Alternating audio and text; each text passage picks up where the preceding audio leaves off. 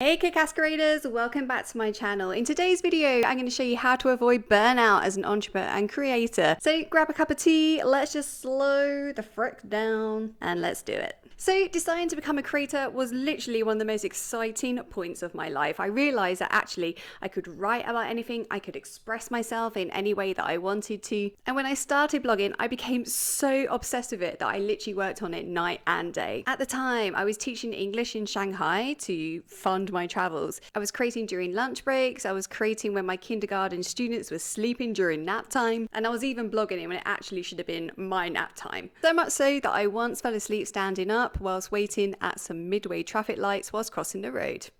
This initial burnout just came out from pure passion and excitement. But years into being a content creator, this burnout became a whole new animal. It initially dawns on you that tapping your heart out into a keyboard or hitting record on your camera is not the only thing that you gotta do. You also need to be a CEO, a salesperson, a tech wizard, a video editor. The list goes on, right? Being creative equals epic wins and epic fails. It equals late night, anxiety about where your next paycheck is coming from, stress and confusion about algorithm changes, imposter syndrome, having to deal with internet trolls, and there is even more pressure if you are the product that you're actually selling. Type "I feel seen" in the comments if this is resonating with you. And get this, a report from FIVERR recently found that 90% of creators have experienced burnout. Wow. And 71% have actually considered quitting social media altogether. So we got a lot of talking to do, okay? Give yourself a break. The actual truth with my workflow is that I could just keep going and going and going when I create content. I get super excited, I get lost in the creation process. And one of the things that I hypnotize creators for is ultimate productivity, and I do it really well. So a big wake-up call for me recently to actually take a break was when I went for lunch with my partner. It was just a month ago. We're currently hanging out in Dahab in Egypt, and we were munching down on some bread and beans, and he was speaking to me, and then he just suddenly exploded, and he was like, "Alice, this has been happening all week. I'm trying to get you to hear me, to listen to me. I'm just telling you about my day, and you are not listening at all. I've had enough. What's going on here?" And as much as I didn't want to admit it, he was right. I was only 50% there, and that had actually been going on for a number of weeks. My mind can get so creatively involved in a project that when it's actually time to do time out, I am just not there. I'm still thinking about work. But what's life if you are truly not connecting with others? Sharing ideas together and treasuring that downtime. Take a break.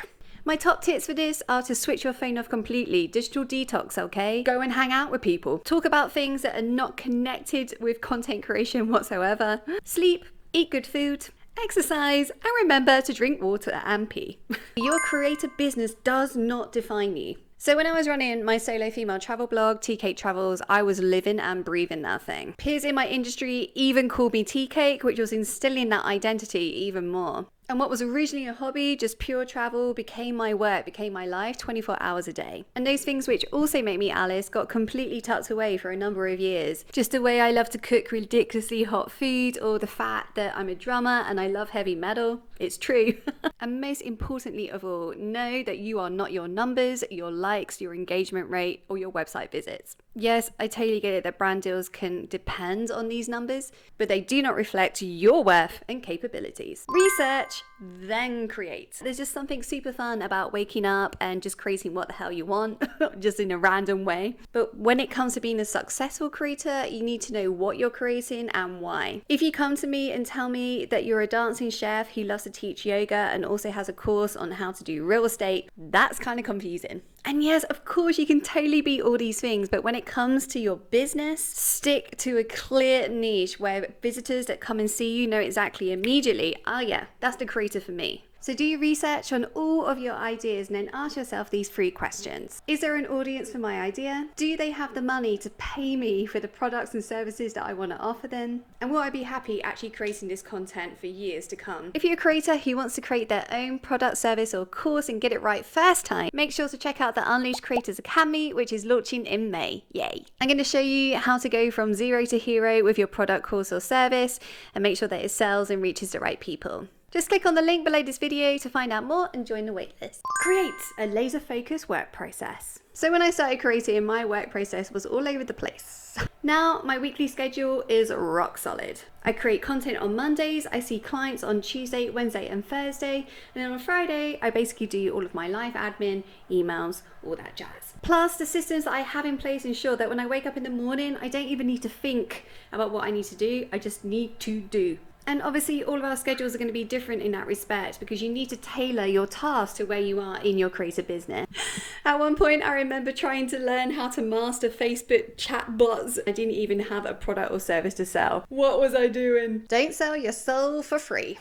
Now creators, listen to me. Stop accepting proposals and projects which do not value your skills, your expertise and your time. When a brand gives you such a lowball offer for what they want you to do not accept it. Do not have a scarcity mindset that if you don't do it, you're not going to get an opportunity like that again. So respect your skills and charge accordingly. Because you and I both know the sour taste that's left in our mouth when we say yes to something and then we end up resenting it because you do not feel valued and respected for the time and energy that you've put into it.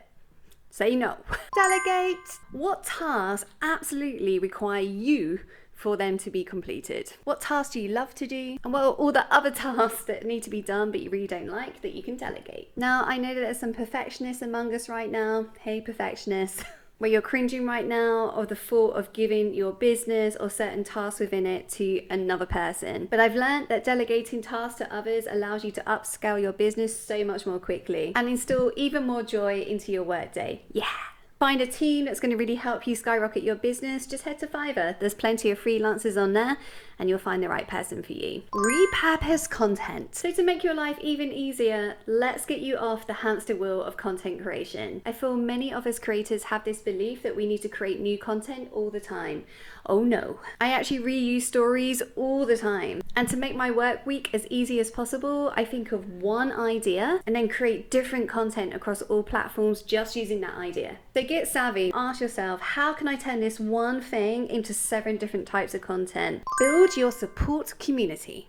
So if I had never had the guts to openly start talking about creative burnout, overwhelm, imposter syndrome, my business Speak to Alice would never have even been born. It was only when I opened up to creators and really started talking about the mental health aspects of our business that I realized that many of us are absolutely in the same boat. As I said in my last video about how to stop comparing yourself to others, it actually helps to start talking to the people that you're comparing yourself against because they go through shiz too. Think about who you can really start reaching out to build your creator tribe. Together we're so much stronger, and if you want to speak to me, I can help you too. Install a rock solid mindset. So newsflash, as a creator, you are going to fail. And the more people that see your content, the more that you become visible online, you're going to come across backlash and people that do not agree with you, who by the way are upset about themselves, not you. One particular story that comes to mind right now is of my blogger friend, Kirsty Leanne. She's a plus size travel blogger and she received around 8,500 negative comments in 5 days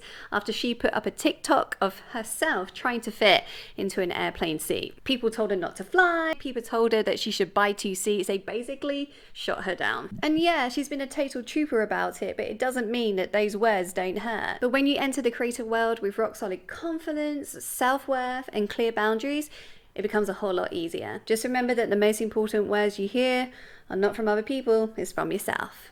Build your own products and services. So chasing revenue from affiliates, partnerships, freelance jobs, that's pretty tiring. To avoid burnout, I highly recommend that you really start thinking about creating your own products and services if you haven't done already. And think about courses too. With products and courses, once they're created, you can sell them on Evergreen with minimal stress. In my next video, I'm going to be showing you how I create a productive day in my life. So you can see all the cheeky mindset hacks and strategies that I use to make sure that shiz gets done. Keep rocking, creator. I'll see you in the next episode.